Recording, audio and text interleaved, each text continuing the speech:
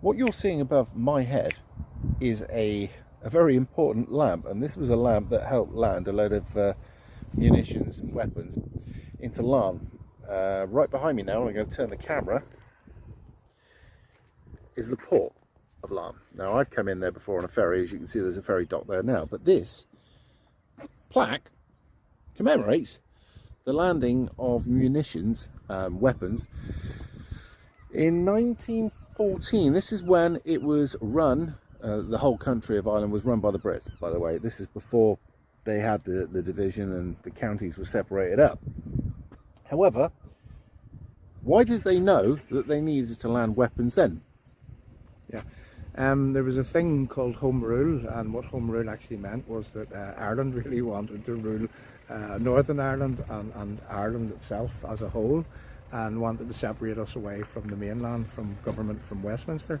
So generally that's what the Home Rule was all about. So Carson, the founding father of Northern Ireland, well, what they did was they raised an army. They called it the Ulster Volunteer Force, and they landed these weapons which came in from Germany.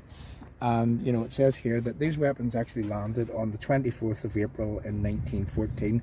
Now, if you take the foundation of Northern Ireland, and the reason why the foundation of Northern Ireland happened was because that the Ireland per se, they became the Free State. They separated away from the British Isles. You often hear people talk about partition, Simon.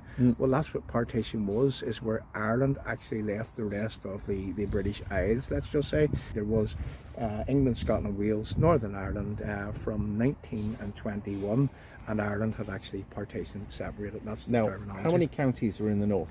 Well, there's now 6, but there used to be actually 9 as part of here. But the deal that was actually done with Carson was that to take 6 counties, not 9. And there is rationale for that. What they say is that there was a lot of, let's just say, nationalists or Catholics within the other 3 counties. And what they feared then was that they would not have total domination in Northern Ireland. And that was the reason and the rationale for that. What we've had is the separation within Ireland, and we've had people who have already seen from the very early days, 1914, that there was going to be dirty business, things going on behind the scenes, and people trying to seize all of Ireland back as a united Ireland. Now, there's some people down the south that would go, that would be a great thing. Well, sorry, I'm not on board. I don't want to give this place up because it's part of the United Kingdom, and if we give up the United Kingdom, we've done other videos on this, it would be bad. Not just that, the part that's not, and this is not me being selfish, if this place fell into the hands of Southern Ireland, it would suffer immensely by people who want to settle old scores, by the fact that you weren't on board with the idea of, say for instance, the socialism idea, the wanting to join the European Union. Everybody here would suffer, and I can't see that the people who are loyal to the crown being looked after. And I can't see that if we actually gave it up and there was things going on here that were illegal, I can't see Great Britain standing back in and saying, no, that's wrong, that can't happen. So they can't leave. That's the long and the short of it, and that's the whole point I'm over here, because I need to make it quite clear that if this country here falls, the rest of us fall. Now, I've said this in a previous video, but there's also a moral obligation. And look at all the places, incidentally, by the way, and this won't go down well at all. Look at every place that we've walked away from and given back. Not many have done particularly well. Just saying, historically speaking, they've suffered after. So, well, the truth of the matter is that Ireland now can't look after itself. You know, they look good. We talked about the Celtic tiger of many, many years ago, but that is a distant memory. I mean, Ireland's in trouble. They can't sustain themselves. They're now a net contributor to the EU, now that the rest of the UK, being England, Scotland and Wales, has somewhat left, and the contribution to the EU isn't as great from the United Kingdom. You see, Ireland now has more money to put in. But do you remember the blag? Do you remember how many times they blagged the South? They said, look, give us a list of rules, or give us a list of things that you want us to do that would make you change your vote. Because they were offered the vote and the vote again. And then they said, well, we'll comply to all this, So the Irish went, yeah, well, that sounds like not a bad deal. So they went, okay, tick the box, and as soon as they did, what did they do? Essentially how it went was that they sent the people to the polls in Ireland. Ireland voted against the EU, and they sent them back to the polls again. A year later to get the answer that they actually wanted. After lying to them that you'll get what you want, all the concessions. Now, whenever there was talk about Brexit, even pre the 23rd of June 2016, I mean, I wrote a piece some 3 months before the Brexit referendum, and I entitled that piece, Hotel California Brussels. You can check out any time you like, but you can never leave. Now, it wasn't that I had a crystal ball or I was prescient. It was just that I followed what the EU they had formed for. In other words, that it's not democracy. It's the mafia. They dictate. Yeah, you absolutely. never leave. Yeah. And look at us. I mean, as you see earlier on, they're now paying into projects over here they have no business being part of, right? Absolutely. Moreover, right, absolutely, they're still having stuff to do with us on the mainland that really there is no business. Let's look at Brexit and around. Is that, I mean, why did we vote? And I can tell you why I voted, and then you can add your contribution. But I mean, I voted to get away with what I like to call a dictatorial Ponzi scheme. And it's a place where you put your money in. It's a place where what they do is they send some of your money back, not at all. They cream off the top. And then they say to people in your area that they funded that, they funded this is EU funded. And I just, yeah, absolutely. Now, one point I have, Simon, before that we move on, is that at the time of the Brexit referendum, well, wasn't there talk that, we had been putting money into the European Union for all of that time, and yet we owed them money at the end? I've got some interesting facts for you here, right? Yeah. By the way, so if you know anything about the European Union, right, over in Wales they say, oh, they gave us this sports centre. I was like, right, so did you know for every £1 that they gave you for this sports centre, you put £2.50 into the European Union? This is when you realise that it's nothing more than a scheme to seize sovereignty, which is exactly what it wants to do here as well as over on the mainland. But it wants to do that with everywhere. And before we ruined the whole organisation by leaving, and they didn't think we would, and the people that over, like Nigel Farage, they were meant to offer us, they were there to say that if you follow me, it'll all go well and we'll leave and it'll all be great. But the fear tactics they put on us, they assumed would win. And then what would happen is we'd say, no, actually, most of us don't want to leave. And they go, there's your democracy, you've had your democracy. Oh, incidentally, now we're nicking your sovereignty because we're now turning into a super state. Well, anyway, this didn't happen. They're a little bit pissed at us about this. And this is why England's being punished at the moment. Yeah. If you want to get stuff in, not so good. If you want to get out, especially at holiday, not so good. But they've also stuck a hard border in the Irish Sea. We're going to get onto that tomorrow, I believe. Oh, absolutely. And let's just talk a wee bit about it. That's the reason why that I brought you here was this is a historic place, really, in Northern Ireland. And it's certainly a historic place in terms of what was happening just 100 years ago, 7 years before the formation of Northern Ireland, before that the Southern Ireland actually partitioned. So this is of huge significance in that there's a border. Whenever Ireland partitioned, I'm talking about Southern Ireland from Northern Ireland, the rest of the United Kingdom, we ended up with a border between Northern Ireland and the Free State. Now, effectively, what has happened as a result of the Brexit referendum is that, there's 4 constituent parts in the United Kingdom: England, Scotland, Wales and Northern Ireland. Now, imagine the circumstances in where that there's a vote, a democratic referendum, and that the people in Northern Ireland are included in that vote. Everybody ticks the box. 17.4 plus million people voted to leave the EU, and yet their democracy was denied to Northern Ireland in that 3 constituent parts, England, Scotland and Wales, was treated completely differently from Northern Ireland. Now, effectively, what has happened in Northern Ireland is that we now have a border between us, and pointing out that way, which is Scotland. On down the channel here a wee bit would be Isle of Man. It's England. A crooked border, but it goes across, doesn't it? So we have a border in what we call, this is the North Channel. Further on down would be the Irish Sea. And at this point, at this port, if you want to turn around there, Simon, at this port in Man, we now have checks on goods coming from England, Scotland and Wales. We have 3 ports in Northern Ireland. We have Larne, we have Belfast, we have another port in Warrenpoint. And effectively speaking, the EU has dictated the circumstances whereby that they say that they want checks on goods coming to this part of the United Kingdom, Northern Ireland. Do you know what that's like? That's like somebody putting a checkpoint between your hallway and your dining room. Absolutely. You own both sides, Yeah. but they're now checking everything in between. And the more bizarre thing is this, is that the British government have agreed to it now, and I think it was a case whereby, Capitulation. yes, well, I'm talking to people, like people believe that Boris thought that, well, we'll do it now and then we'll try to reverse it later. But Do you think the Boris EU actually had anything to do with this? well, the suits beyond and the conglomerate which surrounds, let's just say.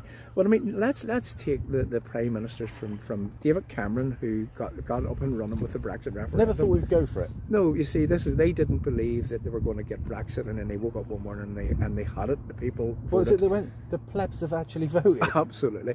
So let's look at David Cameron. He was a Remainer. Let's look at Theresa May, Remainer. even more of a Remainer than David Cameron. Yeah. Now let's look at Boris Johnson. Well, he had his foot in both camps, where he wrote that he was a Remainer. He also wrote a letter to say that, well, he wanted to leave. But people say that Boris Johnson was a Europhile, and we can't avoid that. Now, this new one that is coming in, and we believe it's going to be Liz Truss. Are you ready for it? Oh, God. She came from the Liberal Democrats, right? She was in the CND movement when she was young. Her mother was a lefty, and we're talking about hard So left she's here. a lunatic. And now you're ready for it. Now she's now put in charge of decoupling the what we call the protocol, and creating a new deal for Northern Ireland. Let me just tell you a wee bit about that. We'll get into more about this tomorrow. There's a thing that's through Parliament. You might hear about it on your news at the minute. They call it the Protocol Bill. It is written in a thing called constructive ambiguity. We talked about this earlier, where people Word salad. yeah. So people, what they do is they have a tendency to scan the document and to read the first few paragraphs me. or whatever. And there's 26 paragraphs or articles in this document. And if you read from 1 to 20, you think this is great because Northern Ireland needs this, and this is going to reverse a lot of this How many stuff. pages are there? What I'm saying is, so somebody who's like me is dyslexic. Yeah, and reading that document, the 26 paragraphs of it, what you find is that the first 20, when you look at it, you say, well, that's good, that's good, that's good, that's good, that's good. And then you get to the 26, Article 26 within Which the is the key document, point. which is the key point. And then what it does, I call it the snakes and ladders document, that you think that you've rose, right? And then the next minute, you're back down the snake again. But effectively, what it says is all of this stuff before means nothing. Yeah, they call it an enabling bill, and what an enabling bill means is that, well, anything from 1 to 20, which is the good stuff for the people of Northern Ireland, if for to enact those, it has to go back through the Parliament again. Now, if any of those 1 to 20 interferes with legislation that is already there, then legislation has to be passed. So we're really back to square one, in where that you have all that fighting and More trouble. to where and fro. And also, when it goes back, you generally lose ground, not gain ground. Well, yes. Well, people say that it could be lessened, but it's even more sinister than that. And this is why I call it a snakes and ladder document. Is that they say that we're getting something. Our politicians are saying, "Oh, this is great," because what it does is it gives them a better breathing space. But not only do I believe, but I fully understand, having read that document, having went through it with some legal representation, is that what they're doing is that they're kicking the can down the road. By the time that if this is passed, people in Northern Ireland think that they've got something. Then they enact anything from 1 to 20, which is the good stuff from us. They have to take it back through the Parliament again, so it's back to square one And again. at which time you've got a younger generation which are easily more malleable. Even more than that, because it runs down the clock to a point in 2024 where they have written into the protocol that there's going to be a vote in the Northern Ireland Assembly. Now, here's what they did. The whole Northern Ireland Assembly was set up that it had to be cross-community voting. In other words, if you can't please both sides, you can't do it. It's as simple as that. You have to arrive at an equitable solution for both sides. But what they have done is they have removed the cross-community portion of what is written in the Belfast Agreement to allow for that vote to take place in where that it's a majority rule vote. Now here's the reality, Right. is that there's a conglomerate of left-wing liberals, Europhiles, and even people from within our own community that want to remain Capitulators. part of Europe. And what they will do in 2024, they will vote in that assembly to keep that bill. We can't not defeat that as unionists because we don't have enough people that want to out of the European Union. Right. So we can't vote it out. But when that happens, effectively, you're not part of the UK anymore. And it's even more sinister than that, is that then what happens is that once they do that with us, Nicola go to Sturgeon Scotland. demands the same. Nicola Sturgeon is waiting, ready and But able. she hates us anyway. They do, but what they're doing is they're waiting for the settlement to actually occur here in Northern Right. Ireland. So let you take up the slack. They want the same. Right. Yeah. They want Brilliant. the same. So this is, now you see, this is again constructive ambiguity written in words which look fine, which mean different things, which mean everything to everybody. But when examined, this protocol bill, well, we often say that if we don't defeat this, well, it's going to defeat us. Now, here's the real problem, Simon. Remember what Northern Ireland was all about. Remember what the conflict in Northern Ireland was all about. Remember why these people landed these guns 100 years ago. Because they weren't listened to. They wanted to remain part of Britain. Yeah, They wanted to be British. They've got a British birthright. You know, the last thing you want is trouble again, right? Well, this is what I'm saying. There are people out there, I'm sure, somebody out there that will go, sod this, I'm going back to the old ways. Well, here's how that it looks to the onlooker, and I'm talking about even ordinary people are saying this right now. Well, hang on a wee minute. To give the Republicans a leg up, what they did is they moved heaven and earth And give you a to leg allow down. for all these mechanisms, to allow them to be part of the system, to let their prisoners out of jail, you know, whilst they had a private army, still allowing them to be part of a government, even though that they were Which still... also made all the victims of their crimes. Now they're second-class citizens. They don't matter in the equation anymore. But that all happened back then to give Admittedly, those people I've got to give it a little bit of impartiality. They let loyalists out and provos. Look, here's my stance, and I'm saying this to the people, is that I would rather that there was a settlement in where that everybody was catered for, you know, and we should be dealing with the needs of people, not the wants of extremists. That's just how I see things. Yep. Now, if there's going to be a settlement, it has to cater for both sides of this community. Because will. remember, this conflict in Northern Ireland was all about land, and it was all about identity. And you know, if it happens that the people from Northern Ireland are taken away from the rest of the United Kingdom, mark my word, there will be people There that will be bad want to go times. back living guns again. Yeah. And that is why we're pointing this out. Anyway, there's a lot more to follow. Keep Absolutely. tuned. Claim UK. Oh, sorry, Restore UK. Restore, sorry. Yeah.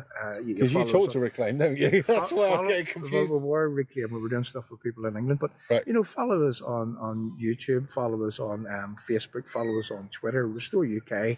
And I have to say, look, we do talk a lot about the Northern Ireland conflict, but we also talk about world affairs, global affairs. We talk about, really, what are we pointing at? We're pointing out corruption. We're pointing out bad law. We should We're at some pointing out- point get into, by the way, America's input on the Troubles. Well, That'll be another story. yeah, we do documentary style videos, and we've been doing that for a very, very long time. And one of the documentaries that we done not too long ago, and we'll not spoil it for people because you and I can talk about and do some things on it, but it was CIA interference in Northern Ireland we can trace it back as far as 1984, and we can prove conclusively that the Americans were stirring the pot here for many, many years. I've learned so much. It's amazing. Anyway, we're off. There'll be more tomorrow.